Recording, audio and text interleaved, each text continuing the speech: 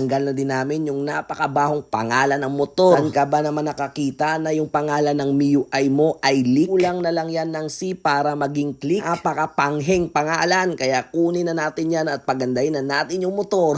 Pag ito na bossing, ang tindigan niya ngayon. Match na match talaga bossing sa kanyang magenta na mags.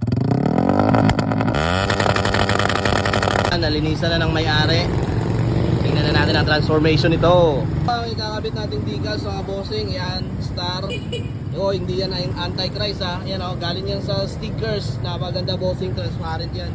Nakakabit na natin to. Yung mga bossing, panibagong araw, panibagong gastos naman. At ngayong araw ay kakabit na naman tayong ng napakagandang transparent decals bossing. Para dito sa M3 MIUI transparent star decals bossing. At hindi lang ito basta star kasi may kasama ditong strips. Sa pagkabit nga nito bossing ay kailangan malinis yung mga kamay mo at malinis na talaga yung kaha at walang mga magic gatas o kahit anong pampakintab ng motor para mas kumapit yung decals bossing. At kung meron naman kayong blower ay mas maganda. Ayun, at inuuna na natin ang ditong harapang bahagi. Ito nga ako na yung nagkabit ng mas maliliit kasi nga yung nasa likod ay mga mas malalaki at hindi pa ito nakating at kailangan itong nakating pero hindi na namin ito nakating, nilagay na lang namin. Pero mas maganda nga mga bossing pag ikating nyo ito para mas less yung mga bubbles. Ayan, tinanggal ko na yung mga lumang decals niya, pati yung mga adhesive ay lininisan na. Meron pang ang kakaunting detalye dito sa tapaludo. Match na match talaga at nagbi-blend yung kulay bossing. Bagay nga ito sa mags ng magenta. At habang linilisan nila yung ibang parte ay ako naman ay kinakabit ko yung mga maliliit na decals. Tinanggal na din namin yung napakabahong pangalan ng motor. Saan ka ba naman nakakita na yung pangalan ng MIUI mo ay leak? Kulang na lang yan ng C para maging click. Napakapangheng pangalan. Kaya kunin na natin yan at pagandahin na natin yung motor.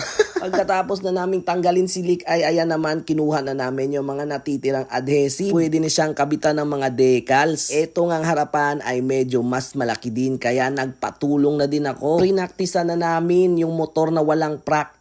Dito nga sa may bandang pakpak ay medyo mahirap ikabit. Pero suggest ko na lang sa inyong mga bossing na mas maganda kung kinat nyo na lang yung decals at kinuha nyo yung ibang transparent para mas maganda at mas madali ikabit yung mga decals. Tulad na lang nito bossing na napakadami pang transparent kaya pwede mo yan ikating dahil sobra naman yan sa decals at wala naman siyang design. Napakalaki nga nito at napakahirap naman talaga ikabit. Pero the end of the day mga bossing ay nakabit din namin yan. Pero nga naabutan na namin ng hapon kaya hindi na kami nakamontage kasi malapit ng magabi. At medyo madilim na rin kaya hindi na pwedeng magmontage mga bossing. Pero pagka umagahan mga bossing ay nakita din natin ang itsura niya at eto na bossing, ang tindigan niya ngayon. Match na match talaga bossing sa kanyang magenta na mags. Ang kagandahan pa dito, syempre hindi masagwa tingnan. At malinis na malinis ang kulay ng mga motor. Kaya naman hindi ito nagmukhang jejemon. At kung interested nga kayo dito sa decals na ito bossing ay pwede nyo dang i-click sa comment section. At i-comment ko dyan ang link ng shop. Tingnan mo naman yan bossing kung gaano kaswabe. Kaya naman mga bossing, magpo-post pa ako ng ibang decals kaya follow nyo lang ako. Kung gusto nyo pang makita ang ibang tindigan at kita-kits tayo sa susunod na next time.